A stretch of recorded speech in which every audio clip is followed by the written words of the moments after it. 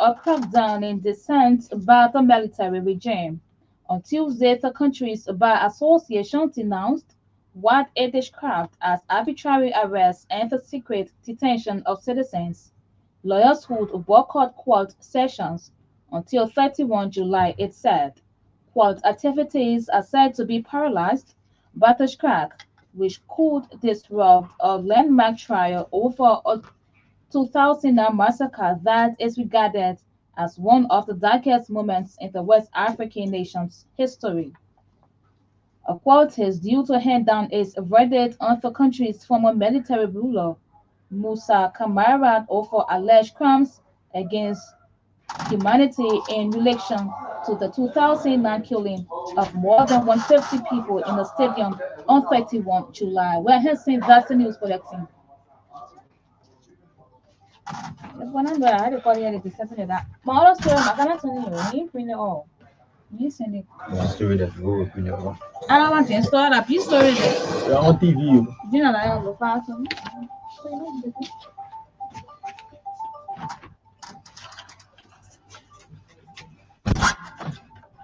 Come and pagar a voz.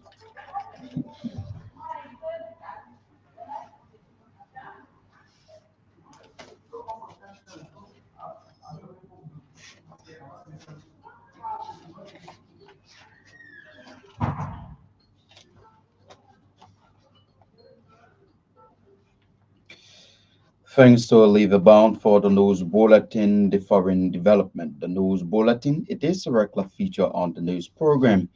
News decks, if you are just joining us, and one of the top developments we are following. Report says more than 30 senior officers and commanders of the Liberia National Police are heading to the Supreme Court to challenge what they call their illegal retirement and pension by the police authorities. Let's bring to the voices of the newsmakers. The Senate Committee Chair on Foreign Affairs, Senator Darius DeLon, has disclosed that about 64 foreign service workers are set to be repatriated back to Liberia. Senator DeLon stated that an investigation conducted by the Ministry of Foreign Affairs, which fundings have been submitted to the president, that's to President Bouaga, revealed that about 64 persons are currently on foreign mission.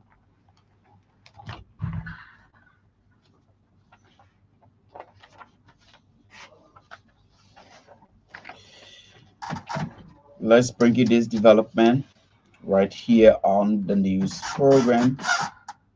The Ministry of Education has reportedly banned street parades and has vowed to take immediate actions against any school caught parading in the main streets during Gala Day celebration. Assistant Minister for Basic Education Abakanga said the situation is going out of hands and that the ministry would not grant any institution permit to parade in the streets. Well, if you are just joining us, let's recap the major stories that we are following on today's edition of the news program.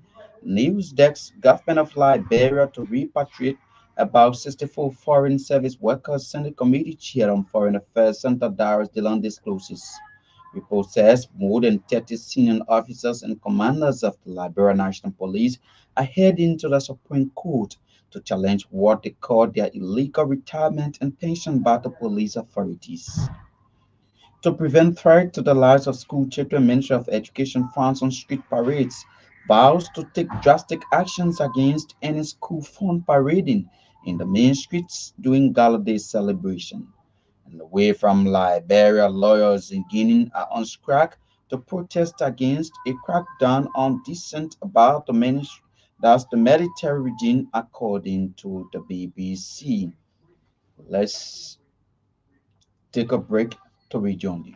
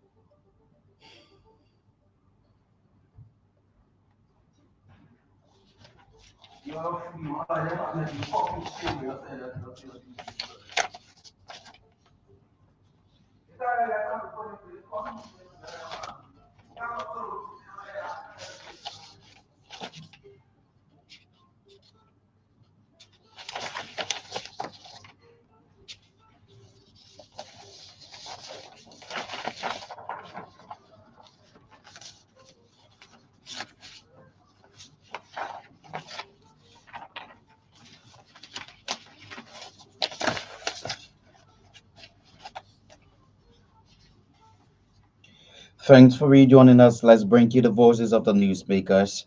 Senator Joseph Jalad has disclosed the celebration of the 60th anniversary of Lofa County. Senator Jalad says celebrating the 60th anniversary of the county was a decision made by Lofians in and out of Liberia to reflect on the successes and challenges the people of the county have been faced with.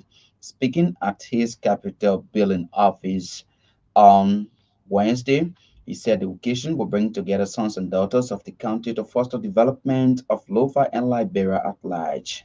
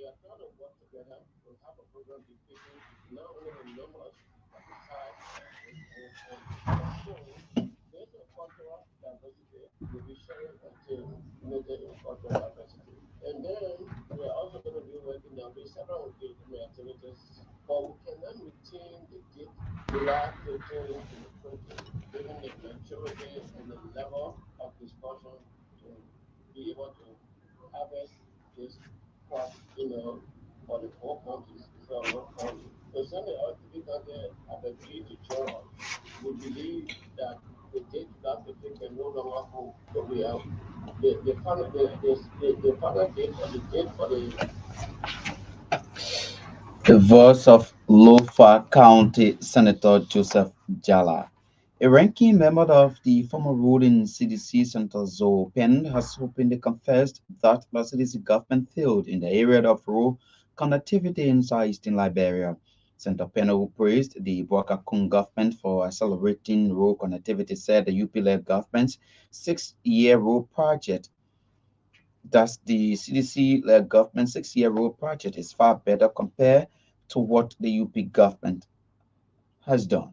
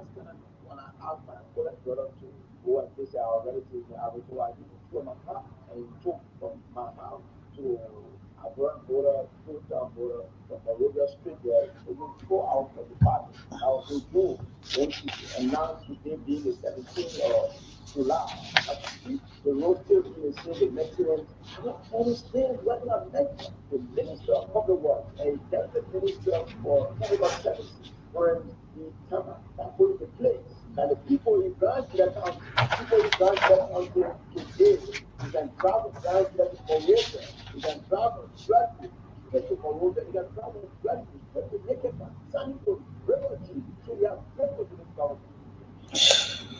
The voice of Grand Jita County Senator Zoe Pennon and also the ranking member of the ruling, that's the former ruling CDC, openly confessing that the CDC government failed in the area of rural connectivity in southeastern Liberia. Ministry of Education has reportedly banned street parades and has vowed to take immediate actions against any school caught parading in the main streets during Gala Day celebration. Assistant Minister for Basic Education Abakanga said the situation is going out of hands and that the ministry would not grant any institution permit to parade in the streets. The Gallaudet programs. There have been so many concerns, not just on the ministry, not just on the minister herself, but from parents, from other authorities of these parades in the streets. Where you see all these young children parading in the streets, and it's very dangerous. When you're driving by, you see the potential threat, you see the potential danger that they're facing. So this year and going forward, we have decided to ask schools to cancel these parades. If you're going to have parades, the kind of exercise that you put in one of these stadiums that are in most of these counties, or a stadium that is not on the road to do the parade. But we're prohibiting schools from parading in the streets, and we're going to be very, very strict on that. The ministry is going to put in all the different modalities that we have to create a task force to ensure that if any school will have to parade with children in the streets by law for the calendar, there's going to be some strict regulations. So I just wanted to provide that as up-to-date information that's coming out of the calendar. School opens on the 2nd of September and should close between the 17th and 31st of July. We are considering current economic condition in our country, with parents looking for these money. So we're giving you a dialogue to be able to complete this registration process. Are you on the board?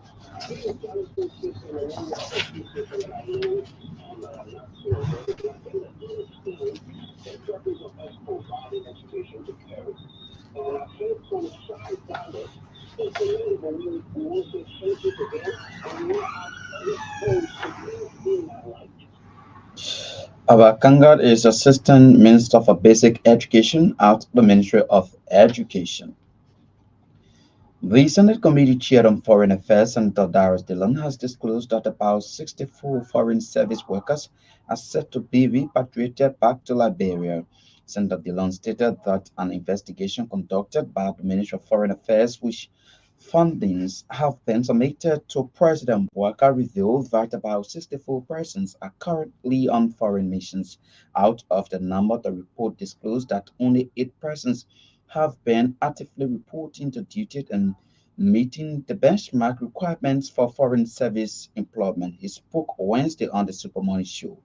The Ministry of Foreign Affairs did the investigation. The report has been concluded and submitted to the President of Liberia, and the Ministry is implementing the instruction of the President. We have then gathered the information, and we have confirmed that most of the people who were deployed, some have not gone to work. Only 8 have been reported to duty. So we're talking about 64, 68 persons, out of which only 8 met the benchmark requirement for hiring into foreign service. In the foreign service, if you are going in certain capacity, if you are a woman, one with your husband, a certain number of your children that are minor, below 18. And if the government must repatriate you, one of the circumstances, the government has to pay ticket for all of those families that you carry with you that will qualify under the regulation. So the Ministry of Foreign Affairs is working along with the Finance Ministry to source the funding to start to repatriate these people, some of them, for those that are to be repatriated within the next 2 weeks. In another news, Senator Darius Dillon has disclosed ongoing talks to reunite the Liberty Party. According to Senator Dillon, executives of the party recently met in the Protem office to begin possible discussions on reuniting the party. Senator Dillon said those who attended the meeting include suspended political leader Senator Nyamblikanga Lawrence, the party national chairman, Representative Musa Belete, among others.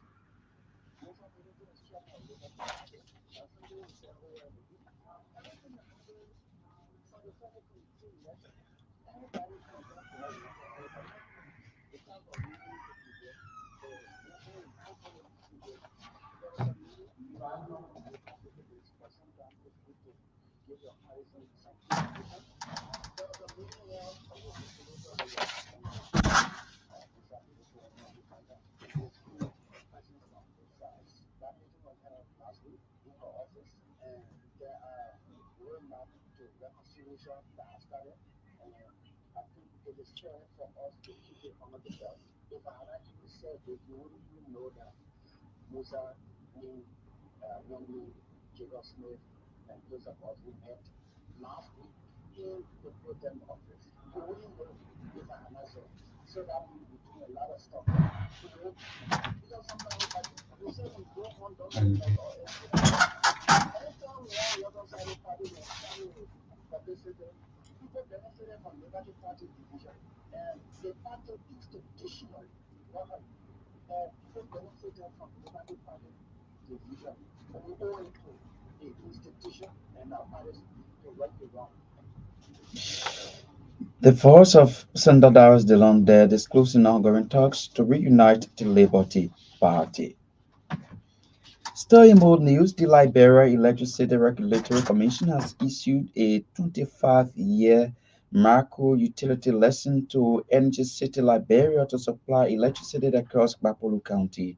Speaking Wednesday at the licensing program, LERC board chair Dr. Lawrence Sekachibo said the lesson gives Energy City that's the exclusive right to provide distribution and supplies services to customers in its coverage counties without discrimination. We are here today to issue micro utility operator license to Energy City Liberia. LRC issued this license subject to the terms and conditions obtained together. But I'd like to point out a few things. The licensee, Great Energy, has exclusive right to provide distribution and supply services without discrimination to customers on the request of a supplier whose installation or premises are located within licensee zone. The licensee shall develop proposals for charges, rates, and tariff plans for its services in accordance with tariff methodologies and regulations issued by LRC. This license takes effect on July 17, 2024 today and shall be in force for a term of 25 years. In accordance with the 2015 electricity law of Liberia, this license is issued to Energy City Liberia. This is registered under the laws of the Republic of Liberia.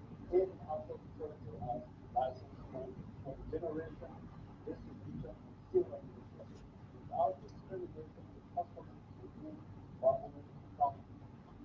In accordance with the terms and conditions of the license, this license is valid for a period of 25 years commencing the 17th day of July 2024 until the 16th day of July 2049. In response, Energy City Regional Director for Construction, Nima Kazilai, lauded LERC and the government of Liberia, stressing that the lesson would enable the company to add up 10 additional sites, which would move their supply from 26.88 kilowatts to 750 kilowatts. With a large really good license, Energeticity will add Energetic Liberia Corp, also known as Starlight Energy, as a state operating subsidiary launching operations in Liberia. This license will enable us to add 10 sites in Buffalo County to our portfolio, ranging in size from 2688 kilowatts in Tobacco to 750 kilowatts for Wiki, which is the dispensing capital. The total license will enable over 1 megawatt of initial solar development and approximately $4 million in investment. And we have already started building. We are planning to commission our first project this year and complete all sites in the first half of 2026. The voice of the Energy City Regional Director for Construction, Nema Kesilabi, there speaking earlier. You listened to the LERC board chair, Dr. Lawrence Sekachibo. The Liberian government has observed that the country continues to face significant post-war challenges in ensuring that human rights of its citizens, particularly women and children. Curtis Dolly, Deputy Minister for Research Policy and Planning at the Ministry of Gender, Children and Social Protection, highlighted that sexual and gender-based violence remain a deeply rooted problem and a major post-conflict issue confronting the country. We believe that the being shows the characters why violence has been ruled and does persist. Our country has made some meaningful impact in that direction. We remain rooted in the world thinking all forms of violence against women and children should serve in effective police efforts. One of them is the implementation of the youth law, which criminalizes rape and the establishment of a sexual offense court in the youth. Even as other countries faces serious post-war challenges, we ensure that human rights of its citizens, especially women and children, are respected. Sexual and gender-based violence continue to be a significant problem, and millions face real economic challenge confronting development.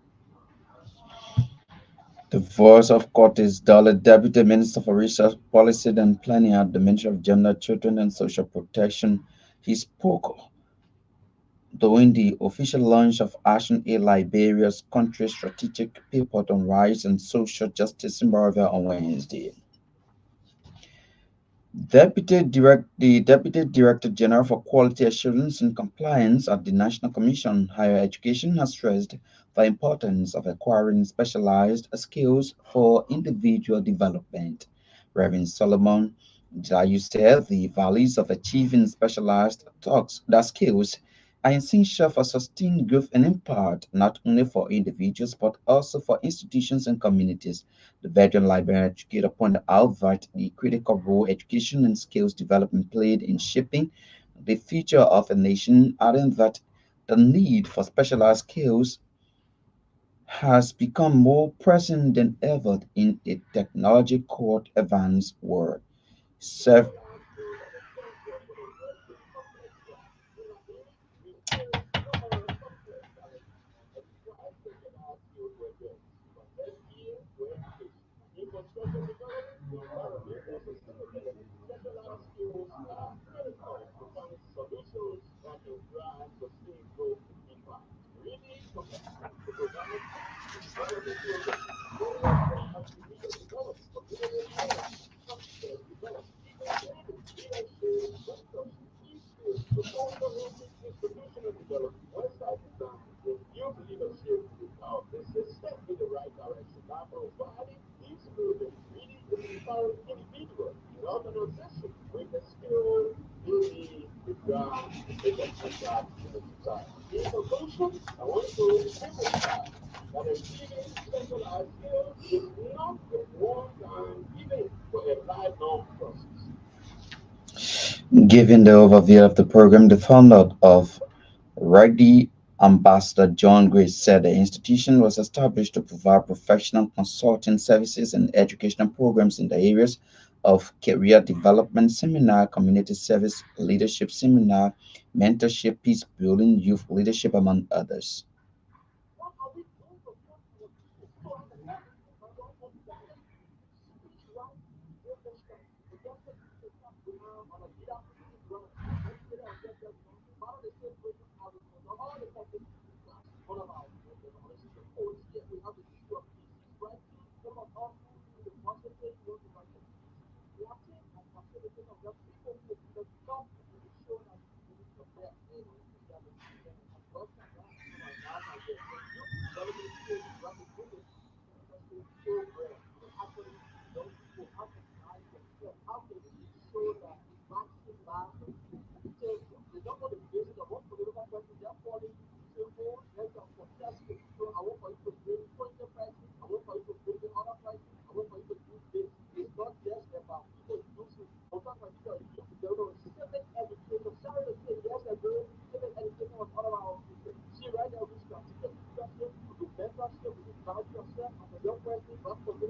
volunteerism group and events. And we have details from a youth empowerment, mental security, to our career development. These are tools that we also go. John Gray is the founder of Ready. Elliot, you listen to that's Elliot, the voice of the Deputy Director General for Quality Assurance and Compliance at the National Commission on Higher Education, Reverend Solomon Jilai. African Youth and Women Empowerment Initiatives Executive Director Lida Puguyu has been commissioned as the Global Ambassador for Gender Equality and Women's Empowerment. Madam Puguyu was commissioned by Her Royal Majesty Queen Victor of the Oman Kingdom in Canada for her works that have impacted the African continent. Speaking to RSN News from Canada Wednesday, Leader Puguyu expressed her delight for being preferred at such international level.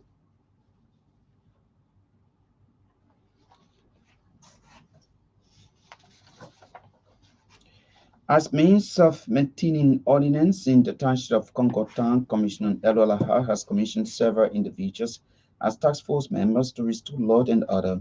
According to Commissioner Lahar, upon his ascendancy as Commissioner of Concotan, he met only one person serving as security in the entire township, something he described as unmanaged safety in various communities.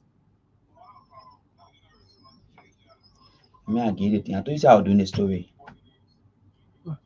The audio you edited for me.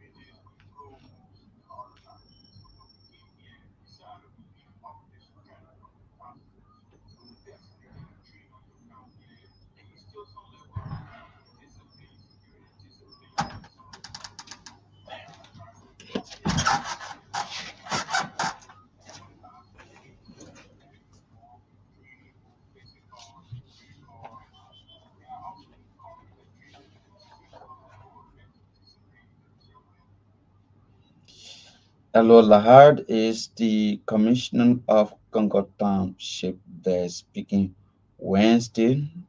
At the time, the township commissioned additional members of the task force who have been trained and commissioned to carry on their duties as township securities.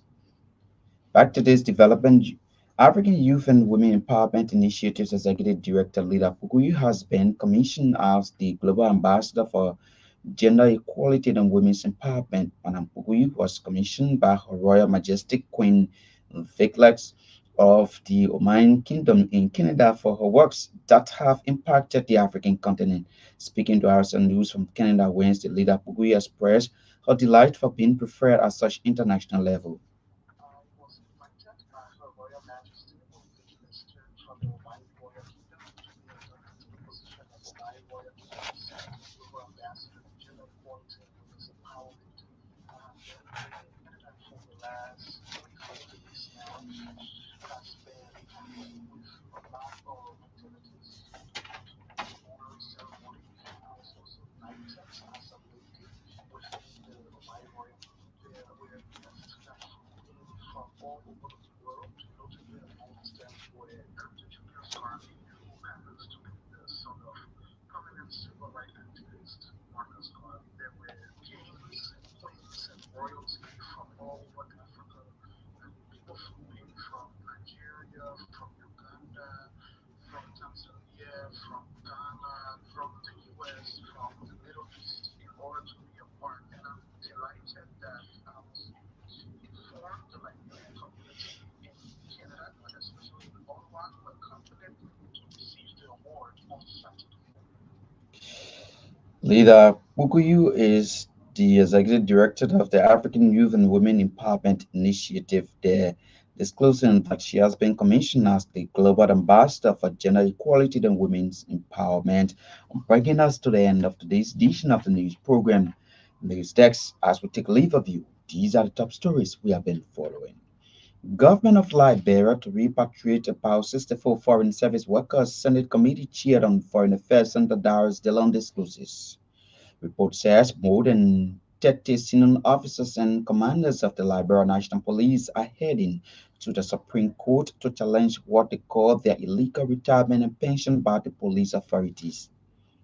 To prevent threat to the lives of school children, Ministry of Education frowns on street parades, vows to take drastic actions against any school fund parading in the main streets during Gala Day celebration. And away from Liberia, lawyers in Guinea are on strike to protest against a crackdown on dissent about the military regime, according to the BBC. Thanks to our correspondents, writers, reporters, those who helped in making this Wednesday edition of News Desk, sources Olivia Brown read for us the news bulletin, the foreign development. Johnson Patoma, able to coordinate the sound. Mayan Tobian sat behind the camera. Kopasanga able to coordinate this entire production for and on behalf of the news team. My name is Hanson Decker, your presenter.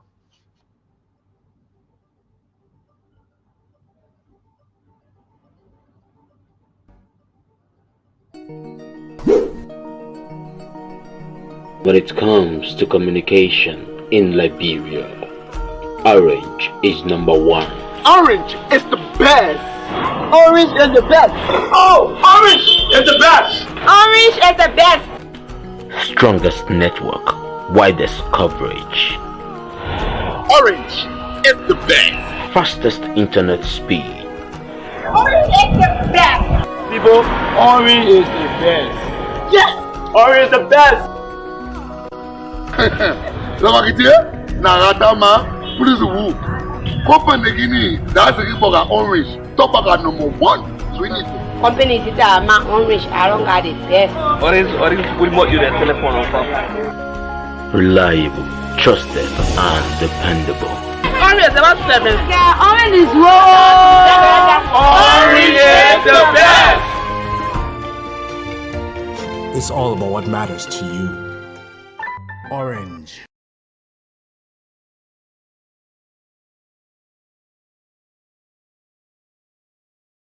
Ria TV, True FM. Say Ria TV, True FM. On Ria TV, into True FM 96.1.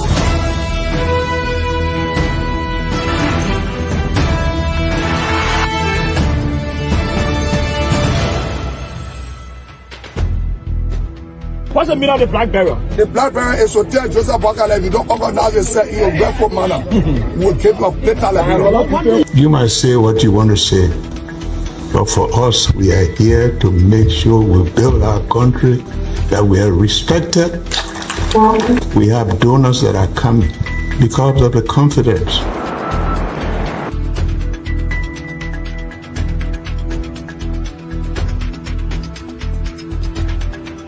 News summary of 12. My name is Hanson Decker present. Welcome to News and Analysis 30 minutes of news presentation about Liberia, Africa, and our one world. Presenting this newscast is proudly sponsored by Orange Liberia and EcoBank Liberia Limited.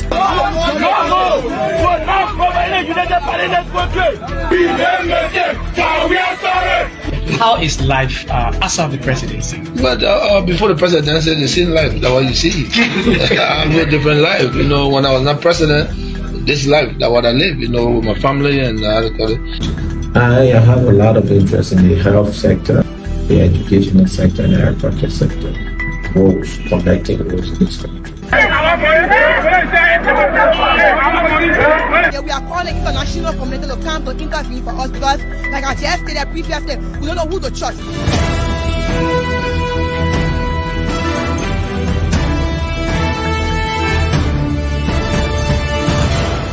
Always make sure to turn on to our Ria TV and listening to Truth FM 96.1.